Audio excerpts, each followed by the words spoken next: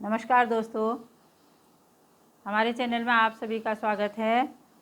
मैं आज आपको श्रीमद् भगवद गीता का 11वें अध्याय का शेष भाग सुनाने जा रही हूँ। श्री परमात्मने नमः। भगवान जी बोले, अतएव तू उठ, यश प्राप्त कर और शत्रुओं को जीतकर धन धान्य से संपन्न राज्य को भोग। ये सब सूरवीर पहले से ही मेरे द्वारा मारे हुए हैं। हे सव्यसाचित, तू तो केवल निमित्त मात्र बन जा।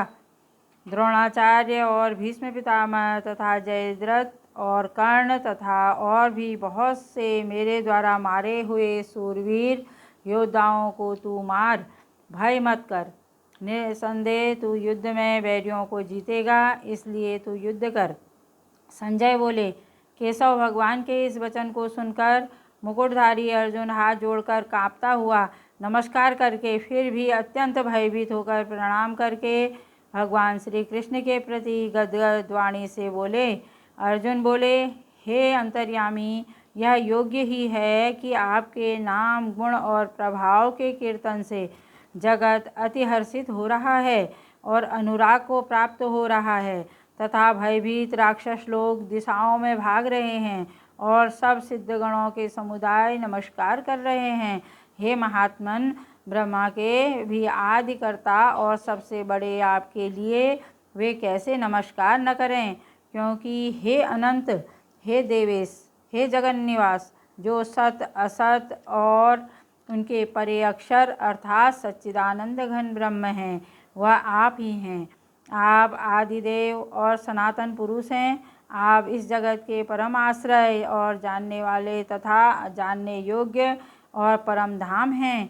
हे अनंत रूप, आपसे यह सब जगत व्याप्त अर्थात परिपूर्ण है। आप वायु, यमराज, अग्नि, वरुण, चंद्रमा, प्रजा के स्वामी ब्रह्मा और ब्रह्मा के भी पिता हैं। आपके लिए हजारों बार नमस्कार है। नमस्कार हो आपके लिए, फिर भी बार बार नमस्कार नमस्कार। हे अनंत सामर्थ्य वाले, आपके लिए आगे से और पीछे से भी नमस्कार। हे सर्वात्मन, आपके लिए सब ओर से नमस्कार हो, क्योंकि अनंत पराक्रमशाली और समस्त संसार को व्याप्त किए हुए हैं, इससे आप ही सर्वरूप हैं। आपके इस प्रभाव को न जानते हुए आप मेरे सखा हैं ऐसा मानकर प्रेम से अथवा प्रमाद से भी मैंने हे कृष्ण, हे यादव, हे सखे, इस प्रकार जो कुछ भी बिना सोचे समझे हठात कहा है। और हे अच्युत, आप तो मेरे द्वारा विनोद के लिए विहार, शय्या, आसन और भोजन आदि के मैं अकेले अथवा उन सखाओं के सामने भी अपमानित किए गए हैं। वह सब अपराध अप्रमेय स्वरूप अर्थात अचिंत्य प्रभाव वाले आपसे मैं क्षमा करवाता हूँ। आप इस चराचर जगत के पिता और सबसे बड़े गुरु एवं अति पूजनीय हैं। हे अनुपम प्रभाव वाले, तीनों लोकों में आपके समान भी दूसरा कोई नहीं है, फिर अधिक तो कैसे हो सकता है। अतएव हे प्रभु, मैं शरीर को भली भांति चरणों में निवेदित कर प्रणाम करके स्तुति करने योग्य आप ईश्वर को प्रसन्न होने के लिए प्रार्थना करता हूँ। हे देव, पिता जैसे पुत्र को के, सखा जैसे सखा के और पति जैसे प्रियतमा पत्नी के अपराध को सहन करते हैं, वैसे ही आप भी मेरे अपराध को सहन करने योग्य हैं। मैं पहले न देखे हुए आपके इस आश्चर्यमय रूप को देखकर हर्षित हो रहा हूँ और मेरा मन भयभीत अति व्याकुल भी हो रहा है। इसलिए आप उस अपने चतुर्भुज रूप विष्णु रूप को भी मुझे दिखलाइए। हे देवेश, हे जगन्निवास, प्रसन्न होइए। मैं वैसे ही आपको मुकुट धारण किए हुए तथा गदा और चक्र हाथ में लिए हुए देखना चाहता हूँ। इसलिए हे विश्व स्वरूप, हे महाबाहो, सहस्रबाहु, आप उसी चतुर्भुज रूप से प्रकट होइए। श्री भगवान बोले, हे अर्जुन, अनुग्रह पूर्वक मैंने अपनी योग शक्ति के प्रभाव से यह मेरा परम तेजोमय सबका आदि और सीमा रहित विराट रूप तुमको दिखलाया है, जिसे तेरे अतिरिक्त दूसरे किसी ने पहले नहीं देखा था। हे अर्जुन, मनुष्य लोक में इस प्रकार विश्व रूप वाला मैं न वेद और न यज्ञ में और अध्ययन से, न दान से और न क्रियाओं से और न उग्र तपों से ही तेरे अतिरिक्त दूसरे के द्वारा देखा जा सकता हूँ।